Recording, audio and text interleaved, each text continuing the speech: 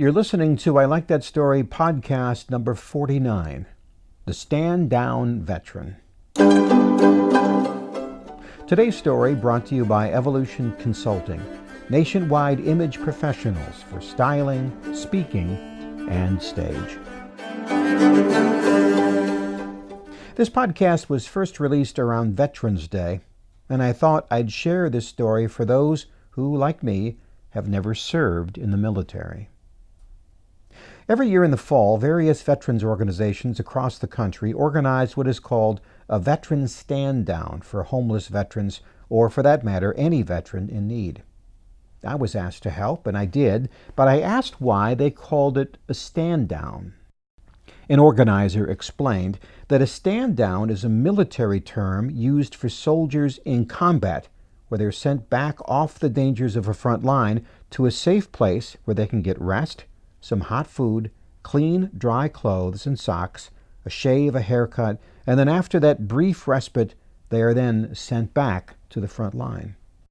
He then said, "You see, for many of these homeless veterans, every day is a fight to survive, and in a real way, this stand down is us showing them we support them." I looked around the venue and saw people shuffling through tables crowded with barbers, social service people, nurses, dentists, podiatrists.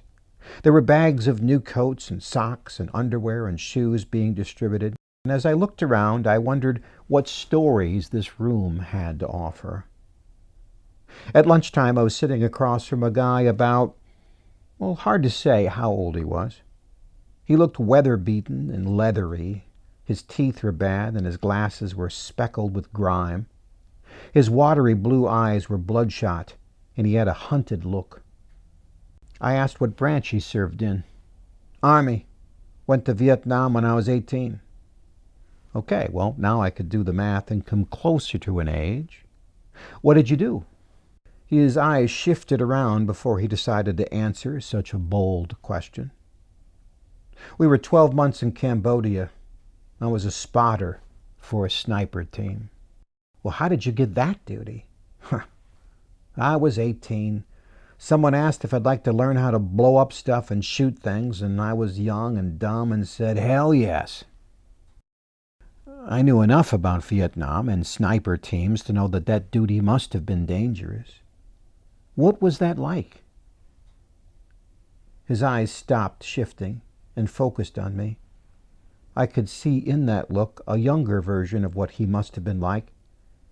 Pretty tough customer back in the day. He leaned in. "What's the time you were most scared? You remember?" I thought a bit. "Yeah, there was a time I was on a rooftop and started sliding toward the edge. Caught myself just in time." "Well, imagine being that way every single minute of every single day for 12 months. After he said that, he slumped back in his chair and started eating his food, furtively glancing around, poking his fork into one side of his mouth where the teeth were better. I thought about thanking him for his service, but that seemed a little empty, talking to this man, a shell of who he once was, who still had to leave this place of comfort and hot food and warm, clean clothes and go out into his life and fight against his memories. I looked around the crowded room, hundreds of men and women, many limping or shuffling, all looking haggard from life on the streets.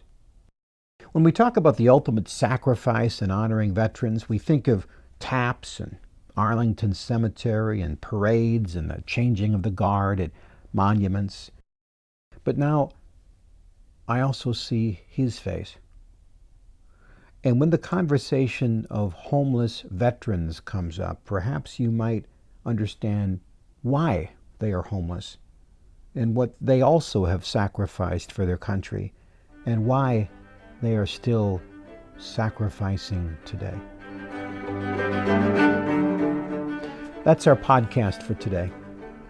If you'd like to get a free newsletter, I do send one out once a month. I'm also working on 25 Christmas stories for the holiday season.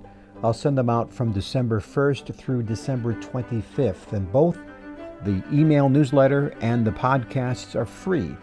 If you want either one, shoot me a message on my website, ilikethatstory.net. Send me your email, and I'll make sure you get them. Until next time, I'm Jeff Gould. Thank you, veterans, and God bless.